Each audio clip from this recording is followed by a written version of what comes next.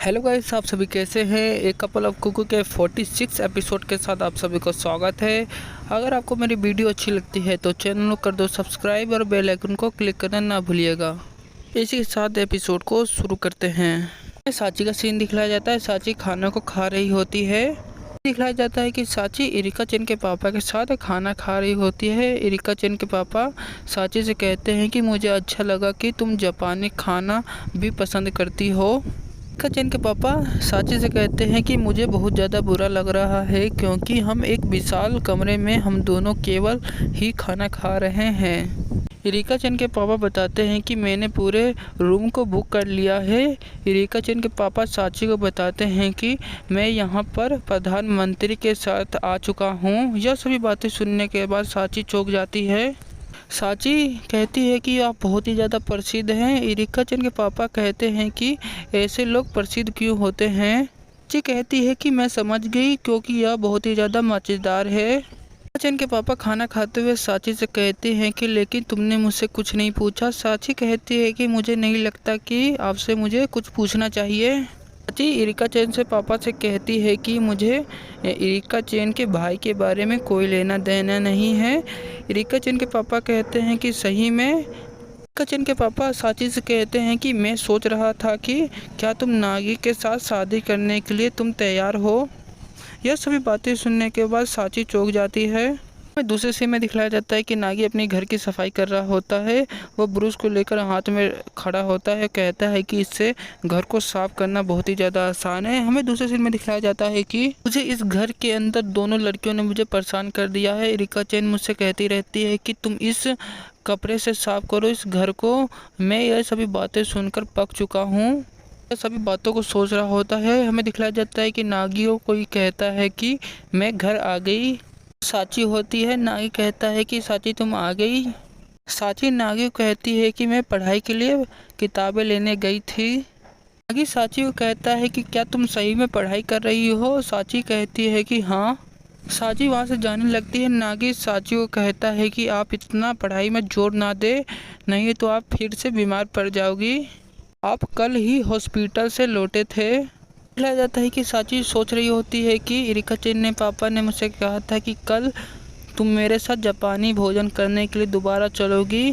दिखलाया जाता है कि साची नागी से कहती है कि क्या आपने इरिका चेन के पापा से मेरे बारे में कुछ कहा था। नागी कहता है कि क्या। अगर आपने पिछला एपिसोड देखा होगा तो आप समझ गए होंगे कि इरिका चेन क्या कहने की कोशिश कर रही है। इरिका चेन के पापा नागी से कहते हैं कि क्या तुम साची से शादी करना चाहते हो, क्योंकि यह सभी बातों साची को पता चल जाती है। हमें दूसरे सीन में दिखाया जाता है कि साची सीढ़ियाँ चढ़ जाती है। वह कहती है कि इसके बारे में छोड़ो। नागी साची को चिल्लाते हुए कहता है कि क्या इरिका चेन के पापा ने तुमसे कुछ कहा था, लेकिन जब मैं उनके घर गया था तो उन्होंने मुझे इरिका चेन के भाई के बारे में कुछ नहीं बताया। और नागी साची को बताता है कि इरिका चेन बहुत देर से बाहर गई है। मैं उसे ऑनलाइन पकड़ने की कोशिश कर रहा हूँ लेकिन वह कोई भी जवाब नहीं दे रही है। साची नागी कहती है कि अगर आप मेरी बड़ी बहन के बारे में बात कर रहे हो तो वह अभी स्विमिंग सूट बनाने की कोशिश कर रही है। यह सभी बातें सुनकर नागी चिल्लाते हुए कहता है कि वैसे भी मैंने इरिका चेन को आज रात के लिए डिनर ऑर्डर करने के लिए कहा गया है। यह सभी बातें सुनकर अपने रूम का गेट का दरवाज़ा बंद कर लेती है। कहती है कि इससे मुझे कोई लेना देना नहीं है। यह सभी बातें सुनने के बाद नागी कहता है कि साची इरिका को कब से बड़ी बहन कहने लगी। साची ने इरिका को कब कबूला। नागी कहता है कि वैसे भी मैं उसका बड़ा भाई हूँ। हमें दिखलाया जाता है कि नागी पसीने से लथपथ होता है। वह कहता है कि साची बिना बताए कुछ भी कर रही है, उसे बर्दाश्त नहीं किया जा सकता। इस तरह वह कुछ भी करने के कारण वह बीमार पड़ जाती है और वह अस्पताल में भर्ती हो जाती है। हमें दिखलाया जाता है कि नागी सीढ़ियों चढ़ते हुए कहता है कि मैं उसका बड़ा भाई हूँ, मुझे अपना कर्तव्य को निभाना चाहिए। नागी कहता है कि साची कुछ गलत ना कर दे। हमें दिखलाया जाता है कि नागी उसके गेट के सामने खड़ा हो जाता है। वह कहता है कि साची बाहर निकलो। साची बहुत ही तेज़ से दरवाज़ा को खोलती है जिसके कारण नागी डर जाता है। साची नीचे जाते हुए कहती है कि मुझे भूख लगी है, मैं दुकान पर चलूँगी। नागी साची को कहता है कि यह समय नहीं है कि कोई मिडिल स्कूल का बच्चा बाहर घूमेगा। यह सभी बातें सुनने के बाद हमें दिखलाया जाता है कि साची नागी को घूरते हुए कहती है कि लेकिन मुझे अभी भूख लगी है। यह सभी बातें सुनने के बाद नागी को दिखलाया जाता है, नागी कपकपा रहा होता है, कहता है कि मैं तुम्हारे साथ चल रहा हूँ। हमें मॉल के बाहर का सीन दिखलाया जाता है। साची नागी को कहती है कि हम दोनों कब बाहर गए थे एक साथ। नागी साची को कहता है कि तुम अपनी देखभाल करना खुद सीख लो। साची उधर उधर देखते हुए कहती है कि मुझे आज बहुत ही ज़्यादा भूख लगी थी, जिसके कारण मैं गुस्सा हो गई थी, मुझे आइसक्रीम खाना है। नागी कहता है केवल तुम्हें भूख लगी है। साची कहती है कि मुझे केवल 50 फ्रोजन फूड चाहिए। नागी साची को कहता है कि भटकना मत, आप खो जाओगे। यह सभी बातें सुनने के बाद साची उसी की तरफ देख रही होती है। हमें दिखलाया जाता है कि साची चलते हुए कहती है कि अगर मेरे दोस्तों ने देखा तो क्या होगा। नागी कहता है कि उनको बता देना कि सिर्फ मैं तुम्हारा भाई हूँ। यह सभी बातें सुनने के बाद हमें दिखलाया जाता है कि साची नागी पर चिल्लाते हुए कहती है कि मैं ऐसा नहीं करना चाहती। तो ऐसा चिल्लाते हुए नागी डर जाता है। हमें दिखलाया जाता है कि साची उधर उधर देख रही होती है, वह कहती है कि आइसक्रीम। नागी कहता है कि मुझे लगता है कि साची का गुस्सा आइसक्रीम ठीक कर सकता है। एक स्टॉल का सीन दिखलाया जाता है, वहाँ लिखा होता है कि आइसक्रीम का दाम सस्ता हो गया है। वहाँ पर 30% डिस्काउंट दिखलाया जाता है। हमें दिखलाया जाता है कि साची यह सभी पढ़ने के बाद बहुत सारे बॉक्स को उठाने लगती है। नागी कहता है कि केवल तुम एक आइसक्रीम का बॉक्स को ले सकती हो। नागी साची पर चिल्लाते हुए कहता है कि तुम्हें पता है कि बुधवार को आइसक्रीम पर 50% छूट हो जाती है। वहाँ से चलते हुए कहता है कि कल हम आएंगे। साची कहती है कि सही में। हमें दिखलाया जाता है कि नागी की नज़र कहीं पड़ती है, वहाँ देखता है कि वहाँ पर एक अंडे का ट्रे होता है, उस पर 98 येन का होता है। साची कहती है कि हमें इतने अंडे की ज़रूरत नहीं है। नागी साची को कहता है कि आपको पता नहीं है कि हम कितने अंडे से गुजारा करते हैं। हमें दिखलाया जाता है कि साची एक डब्बे को उठा लेती है। वह कहती है कि देखो नागी कुन, यह केवल 19 येन का है। आगे वहाँ से चलते हुए साची को कहता है कि यह तेज़ी से ख़राब हो जाएगा, इसकी कीमत अभी 10 येन है, यहाँ से चलो। यह सभी बातें सुनने के बाद साची को दिखलाया जाता है, साची उस बीन्स को वहीं पर रख देती है। हमें दिखलाया जाता है कि साची एक बिस्किट के पैकेट को उठा लेती है।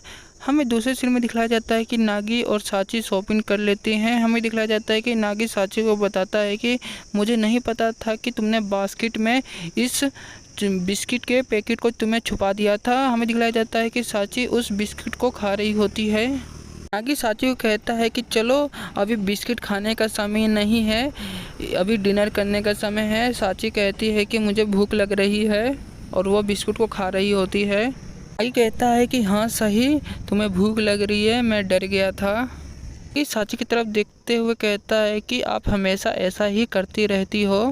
नागी अपनी बचपन की यादों के बारे में सोच रहा होता है, जब छोटी वाली इरिका कहती है कि भैया चलो हम खाना बनाते हैं। नागी कहता है कि हमारे पास केवल यही है।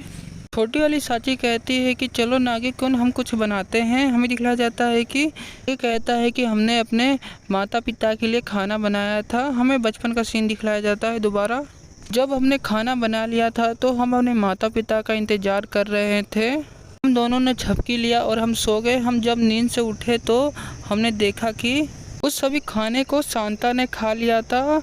उसमें लिखा था कि खाना बहुत ही ज़्यादा अच्छा था। यह सभी बातें पढ़ने के बाद छोटी वाली साची रोने लगती है। वह कहती है कि हमने शांता के लिए नहीं बनाया था, हमने अपने माता पिता के लिए खाना बनाया था। आप सभी बता दूं कि शांता उसकी एक बचपन की दोस्त थी। नागी साची को कहता है कि तुम उस दिन बहुत ही ज़्यादा रोई थी। साची कहती है कि हाँ।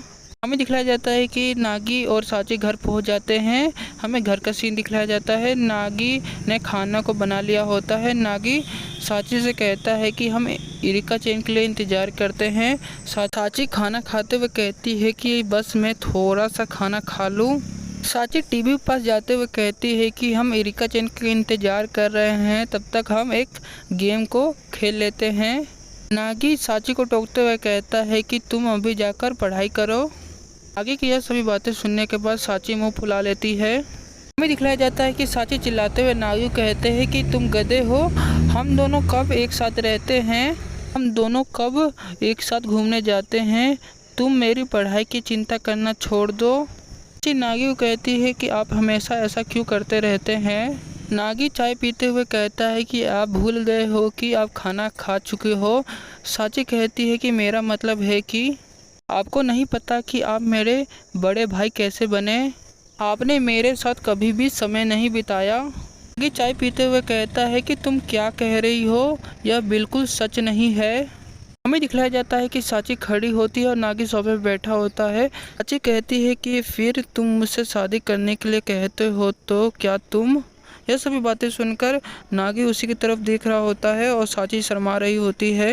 हमें दूसरे सीन में दिखलाया जाता है कि चौंकते हुए कहता है कि क्या तुम बकवास बात कर रही हो, मेरी छोटी बहन हो, मैं तुम्हारे साथ ही रहा हूँ। लेकिन हमें दिखलाया जाता है कि ये साची शर्मा रही होती है। नागी उसी की तरफ देख रहा होता है। नागी को याद आता है कि इरिका चेन के पापा ने मुझसे कहा था कि क्या तुम अपनी छोटी बहन से शादी करना चाहते हो। नागी कहता है कि लेकिन अगर। साची कहती है कि हमने किया। नागी कहता है कि हमारे माता पिता इसके बारे में क्या सोचेंगे। नागी यह सभी बातें सोचने के बाद हमें दिखलाया जाता है कि नागी मन ही मन शर्मा रहा होता है। हमें दिखलाया जाता है कि साची हंसने वाली होती है। हमें दिखलाया जाता है कि साची तेज़ी से हंसने लगती है। नागी उठ जाता है। वह कहता है कि क्या। साची कहती है कि मैं मजाक कर रही थी। नागी कहता है कि हूँ। नागी को याद आता है कि इरिका चेन ने मुझसे ऐसा ही मजाक किया था। नागी का सीन दिखलाया जाता है। नागी कहता है कि आप वास्तव में दोनों बहनें हो, आप दोनों हमेशा ही मजाक करते रहते हो। हमें दिखलाया जाता है कि साची और नागी किसी चीज़ को देखकर चौंक जाते हैं। हमें एक पाँव का सीन दिखलाया जाता है। इरिका चेन कहती है कि सुनो, यहाँ पर समर ब्रेक है। नागी साची को कहता है कि समर आउटफिट का आपका यह मतलब था। इसके साथ ये एपिसोड यहीं ख़त्म होता है।